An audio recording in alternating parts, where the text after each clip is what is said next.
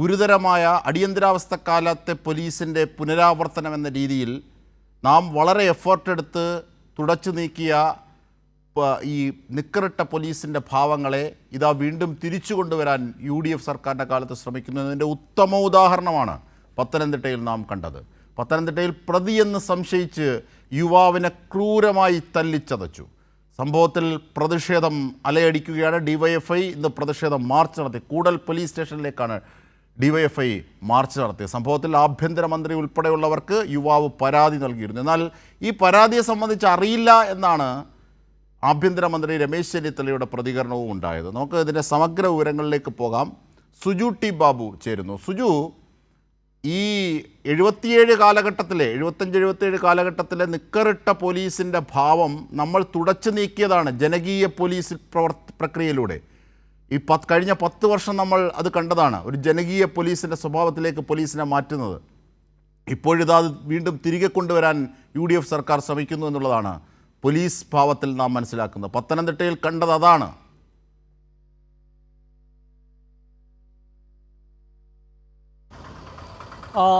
തീർച്ചയായിട്ടും അജിംഷാദ, ഞാൻ ആലോചിക്കുകയായിരുന്നു അജിംഷാദ് പറഞ്ഞപ്പോൾ ആഭ്യന്തര വകുപ്പ് മന്ത്രി രമേശ് ചെന്നിത്തല 10 വർഷത്തിന് ശേഷം ടെലിവിഷൻ ചാനലുകൾ, ന്യൂസ് ചാനലുകൾ കാണുന്നത് ഒഴിവാക്കിയെന്ന് സംശയമാണ്. അതുകൊണ്ടായിരിക്കാം ഒരുപക്ഷെ ഈ സംഭവം അറിഞ്ഞില്ല എന്ന് പറയുന്നത്. ഇന്നലെ തന്നെ കേരളത്തിലെ എല്ലാ പ്രമുഖ മാധ്യമങ്ങളും ഇത് വാർത്തയാക്കുകയും ചെയ്തിരുന്നു. ആ വാർത്തയിൽ കൃത്യമായി തന്നെ യുവാവ് അതിക്രൂരമായി മർദ്ദനമേറ്റ യുവാവ് തനിക്കേറ്റ അനുഭവം, ബൂട്ടിട്ട് പോലീസ് കാലിന് ചവിട്ടുക, ചെവി പിടിച്ചു തിരിക്കുക, മുടി പിടിച്ചു വലിക്കുക തുടങ്ങിയ മർദ്ദനമുറകൾ, പ്രത്യേകിച്ച് ലാത്തിയെടുത്ത് കാൽവെള്ളക്കടിക്കുക, ഇതിൻ്റെയൊക്കെ മുറിപ്പാടുകൾ ഉൾപ്പെടെ യുവാവ് കാട്ടിയതാണ്.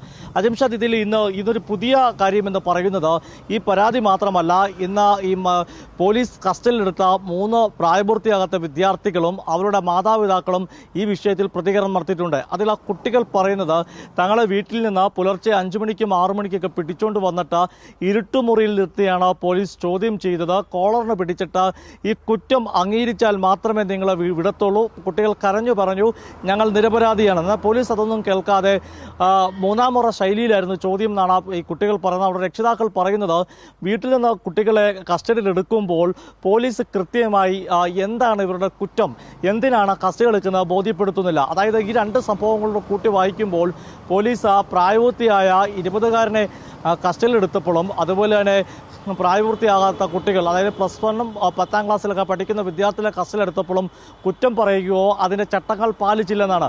അതിൽ 20കാരൻ പറയുന്നത് തന്നെ കസ്റ്റഡിയെടുത്ത മഫ്തിയിലുള്ള പോലീസായിരുന്നു, പോലീസ് വാഹനത്തിലുമല്ല കൊണ്ടുപോയത്. അതുകൊണ്ട് തന്നെ കൂടൽ പോലീസിൻ്റെ വലിയ ആരോപണമാണ് ഇപ്പോൾ ഉയർന്നിരിക്കുന്ന വലിയ പ്രതിഷേധമാണ്. DYFI ഇന്ന് സൂചനാ സമരം എന്ന തരത്തിൽ കൂടൽ പോലീസ് സ്റ്റേഷനിലേക്ക് മാർച്ചും ഇന്ന് നടത്തി. അജിംഷാദ, തീർച്ചയായും, കാരണം ഈ യുവാവിനെ പിടികൂടുന്നത് സുപ്രീം കോടതിയുടെ മാനദണ്ഡങ്ങൾ ലംഘിച്ചാണ്. എങ്ങനെയാണ്, എന്തിനാണ് താങ്കളെ അറസ്റ്റ് ചെയ്യുന്നതെന്ന് പറയാതെ വീട്ടിൽ അതിക്രമിച്ച് കയറി പിടികൂടുന്നു. മാത്രമല്ല ഇത്രയേറെ കൊണ്ടുപോയി ക്രൂരമായി പീഡിപ്പിച്ച ശേഷം ഉപദേശം നൽകിയാണ് പോലീസ് വിട്ടത്. രാവിലെ അത് സുജു ടി ബാബു റിപ്പോർട്ടിങ്ങിൽ പറയുകയും ചെയ്തതാണ്.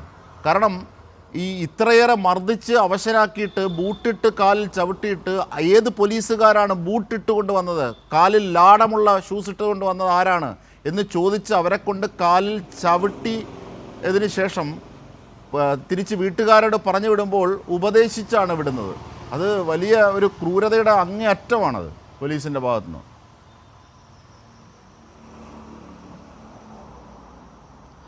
തീർച്ചയായിട്ടും അജിംഷാദ്, കാരണം ഈ കാര്യത്തിൽ ഞാൻ സൂചിപ്പിച്ചല്ലോ, ഈ 20കാരനെ മാത്രമല്ല പ്രായപൂർത്തിയായ കുട്ടികളെ കസ്റ്റഡിയിലെടുക്കുമ്പോഴും അത് പാലിക്കേണ്ട കുറേ നിയമങ്ങളുണ്ട്. അത് എങ്ങനെയാണ് ഒരാളെ കസ്റ്റഡിയിലെടുക്കുക, അതൊന്നും പാലിക്കുന്നില്ല എന്ന് മാത്രമല്ല കുട്ടികളെ ഇരുട്ടുമുറി നിർത്തിക്കൊണ്ട് അസഭ്യം പറഞ്ഞു എന്നാണ് ആ കുട്ടികളുടെ മാതാപിതാക്കൾ പറയുന്നത്. കേട്ടാൽ അറയ്ക്കുന്ന തെറി പോലീസ് വിളിച്ചു എന്നും അവർ പറയുന്നു.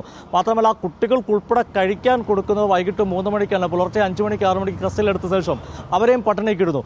ഇനി ഈ 20കാരിലേക്ക് എത്തുമ്പോൾ യുവാവ് ഇന്നലെ പറയുമ്പോൾ നമുക്ക് തന്നെ വിഷമം തോന്നി. കാരണം പോലീസ് SI ജയേഷ് ചോദിക്കുകയാണ് ആരാണ് ബൂട്ടിട്ട് വന്നവർ, അന്ന് ചവിട്ടു എന്ന് പറഞ്ഞുകൊണ്ട് ആ കുട്ടിയുടെ ആ 20കാരൻ്റെ കാലിൽ ചവിട്ടിച്ചു. മറ്റൊരു പ്രധാനപ്പെട്ട കാര്യം, ഈ 20കാരൻ്റെ ഹൃദ്രോഗത്തിന് ശസ്ത്രക്രിയ കഴിഞ്ഞാണ്. അത് ഇന്നലെ നമ്മളെ ആ ബട്ടൺ സൂര്യ കാണിക്കുമ്പോൾ ആർക്കും ഒറ്റ നോട്ടത്തിൽ ഹാർട്ട് ഓപ്പറേഷൻ കഴിഞ്ഞ വ്യക്തി എന്ന് ഒരു ഹൃദ്രോഗിയാണ് കൊണ്ടുപോയി ഇത്തരത്തിൽ ഇടിച്ചത്, ഇത്തരത്തിൽ ചവിട്ടിയത്, ഇത്തരത്തിൽ മർദ്ദിച്ചത്. ആലോചിച്ച് നോക്കൂ. അതും പ്രതിയാണെന്ന് സംശയം മൂലം. ഈ വിഷയത്തിൽ ആഭ്യന്തരമന്ത്രി രമേശ് ചെന്നിത്തലയുടെ പ്രതികരണം കൂടി ഒന്ന് കേൾക്കാം. പരിശോധിക്കാം, എനിക്ക് ഞാനും വായിച്ചു, ഇനി അത് എന്താണെന്ന് ഞാൻ പരിശോധിച്ചു. തീർച്ചയായും ഇതാണ് ആ വിഷയം അറിഞ്ഞതേ ഉള്ളൂ എന്നാണ് അദ്ദേഹം പറഞ്ഞത്. പക്ഷേ അത് പരിശോധിക്കാം എന്ന ലാഘവത്തിലാണ്, വളരെ ഒഴുക്കം മട്ടിലാണ് പറഞ്ഞു പോകുന്നത്. ഇത്ര ഗുരുതരമായൊരു വിഷയത്തിൽ ഇതിൻ്റെ അന്വേഷണത്തിനോ അല്ലെങ്കിൽ വകുപ്പ് തല അന്വേഷണത്തിനോ നടപടിക്കോ അടിയന്തരമായ സസ്പെൻഷനിലോ ഒന്നും പോകാതെ അത് ഒഴുക്കം മട്ടിൽ പറഞ്ഞ് തടി തപ്പാനാണ് ശ്രമിച്ചത്, തലയൂരാനാണ് ശ്രമിച്ചത് ആഭ്യന്തരമന്ത്രി. സുജു ടി ബാബു, ആ പ്രതികരണം കേട്ടല്ലോ.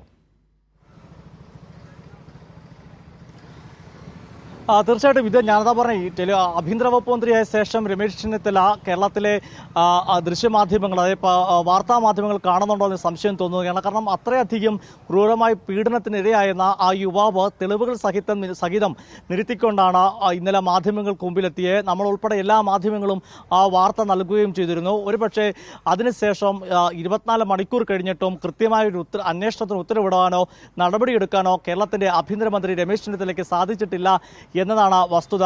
ഈ കേസിൽ യുവാവിനെ അറസ്റ്റ് ചെയ്തുകൊണ്ട് കസ്റ്റഡിയിലെടുത്ത പോലീസ് അറസ്റ്റ് രേഖപ്പെടുത്താനോ പിന്നീട് പ്രതിപ്പട്ടികകൾ ഉൾപ്പെടുത്തിക്കൊണ്ട് കേസന്വേഷണവുമായി മുന്നോട്ട് പോകാനോ തയ്യാറാകുന്നില്ല. കുടുംബത്തെ സാരോപദേശം നൽകി പറഞ്ഞാക്കുകയും ചെയ്യുന്നു. അത്തരമൊരു കേസിൽ ആഭ്യന്തരമന്ത്രി രമേശ് ചെന്നിത്തല എന്തുകൊണ്ടാണ് കൃത്യമായ നടപടി സ്വീകരിക്കാത്തെന്ന അത്ഭുതമാണ് ഇപ്പോൾ ആളുകൾ പങ്കുവെക്കുന്നത്. ഇതിൽ ഈ SIക്കെതിരെ ഇത് മാത്രമല്ല മറ്റു കുട്ടികളുടെ രക്ഷിതാക്കളും രംഗത്തെത്തുമ്പോഴും ഈ ആഭ്യന്തരമന്ത്രി അറിഞ്ഞതേ ഉള്ളൂ എന്ന ലാഘവത്തിൽ നിൽക്കുമ്പോൾ കേരളത്തിന്റെ ആഭ്യന്തര വകുപ്പ് അല്ലെങ്കിൽ പോലീസിന്റെ സേനയുടെ അച്ചടക്കം എങ്ങോട്ടാണ് പോകുന്നതെന്ന സംശയമാണ് ഉയരുന്നത്. അജിംഷാദ, തീർച്ചയായും ആഭ്യന്തര വകുപ്പിൻ്റെ മാത്രമല്ല സുജു ടി ബാബു, ഈ പരാതിയിൽ തീരുന്നതല്ല ഈ കൂടൽ പോലീസിൻ്റെ വിഷയം. കൂടുതൽ പരാതികൾ ഇതുമായി ബന്ധപ്പെട്ട് രംഗത്തെത്തുകയാണ്. കാരണം അത് നമ്മൾ തന്നെ ഇതുമായി ബന്ധപ്പെട്ട പല വിവരങ്ങളും നൽകി. ഇപ്പോൾ ഉദാഹരണത്തിന് സുജു ടി ബാബുവിൻ്റെ തന്നെ റിപ്പോർട്ടിൽ പറയുന്നത് പോലെ നിരവധി പേർ, അതായത് പ്രായപൂർത്തിയാകാത്ത കുട്ടികളെ അടക്കം ഈ പോലീസ് ഈ മാർഗത്തിൽ വിളിച്ചുകൊണ്ടുവരികയും ചോദ്യം ചെയ്യുകയും ചെയ്തത് അടക്കമുള്ള വിവരങ്ങൾ അതൊക്കെയും പുറത്തു വരികയാണ്.